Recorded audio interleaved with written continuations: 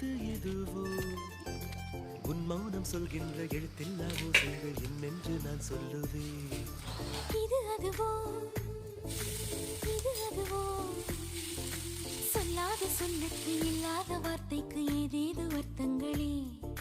பெண் தோழன் நான் ஆண் தோழி நீ நட்புக்குள் நம் காதல் வாழும்